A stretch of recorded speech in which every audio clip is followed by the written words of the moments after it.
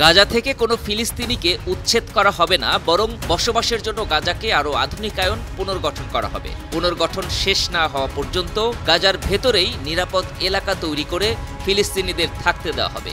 গাজায় থাকবে নতুন প্রশাসন, যেখানে হামাস বা ফিলিস্তিনি কর্তৃপক্ষের নিয়ন্ত্রণ থাকবে না। ফিলিস্তিনের গাজা পুনর্গঠনে এমনই নতুন পরিকল্পনা করেছে মধ্যপ্রাচ্যের দেশ মিশর। দেশটির রাষ্ট্রনিয়ন্ত্রিত সংবাদ মাধ্যম আল আহরামের প্রতিবেদন এই পরিকল্পনার কিছু অংশ প্রকাশ করেছে।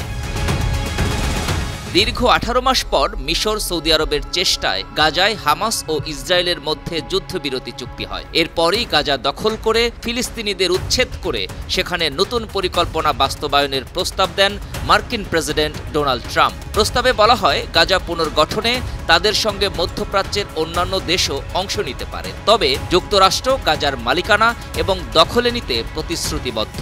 The US will take over the Gaza Strip and we will do a job with it too.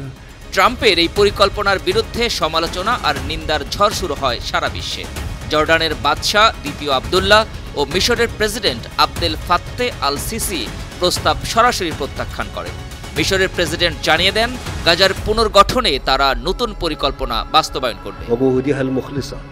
এরই ধারাবাহিকতায় পরিকল্পনা তুলে ধরেছে মিশর। এতে মিশর স্পষ্ট করেছে, তারা গাজা থেকে ফিলিস্তিনিদের উচ্ছেদ করবে না, তাদেরকে রেখেই গাজা পুনর্গঠন করা হবে। মিশরের সাবেক সহকারী পররাষ্ট্রমন্ত্রী মোহাম্মদ হেজাজি বলেছেন, মিশরের লক্ষ্য হল উপত্যকার জনগণের মানবিক চাহিদা মেটানো। সে লক্ষ্যে পরিকল্পনা বাস্তবায়ন করে জনগণের খাদ্য, পানি, স্যানিটেশন এবং স্বাস্থ্যসেবা চাহিদা নিশ্চিত করা হবে। তিনি আরও বলেন, পরিকল্পনাটি স্থানীয় অর্থনীতিকে পুনরুজ্জীবিত করারও চেষ্টা করবে। গাজাকে ধ্বংসাত্মক আগ্রাসন থেকে পুনরুদ্ধার করে পুনর্গঠন করা হবে। আল আরাবিয়া টিভির খবরে বলা হয়, প্রথম 6 মাসের মধ্যে গাজা উপত্যকার ভেতরেই নিরাপদ এলাকা গড়ে তোলা হবে। পাশাপাশি 18 মাসের মধ্যে নিরাপদ আবাসন ইউনিট তৈরি করা হবে। প্রথম 6 মাসের মধ্যে গাজার সব ধ্বংসাবশেষ অপসারণ প্রকল্পে 24টি বহুজাতিক কোম্পানিকে সম্পৃক্ত করা হবে।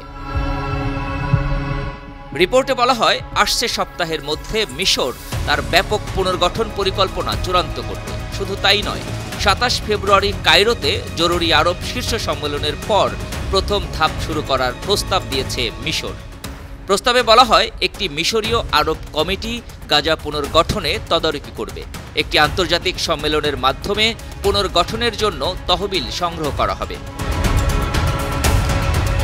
মিশরের পরিকল্পনায় একটি নতুন ফিলিস্তিনি প্রশাসন গঠনের কথা বলা হয়েছে, যেটি হামাস বা ফিলিস্তিনি কর্তৃপক্ষের নিয়ন্ত্রণে থাকবে না। তার অংশ হিসেবে গাজায় একটি নিরাপত্তা বাহিনী গঠন করা হবে। এতে ফিলিস্তিনের নিরাপত্তা কর্মকর্তাদের পাশাপাশি মিশরীয় ও পশ্চিমা প্রশিক্ষিত বাহিনী অন্তর্ভুক্ত করা হতে পারে। এই পুনর্গঠন পরিকল্পনা নিয়ে ইউরোপীয় দেশগুলোর পাশাপাশি সৌদি আরব, কাতার ও সংযুক্ত আরব আমিরাতের সঙ্গে আলোচনা করছে মিশর। আল আহরাত জানায়, ইতোমধ্যে ফ্রান্স ও জার্মানি মিশরের উদ্যোগকে সমর্থন জানিয়েছে। মিশরের president Abdel Fattah al CC এই পরিকল্পনা নিয়ে ফরাসি প্রেসিডেন্টের সঙ্গেও আলোচনা করেছেন।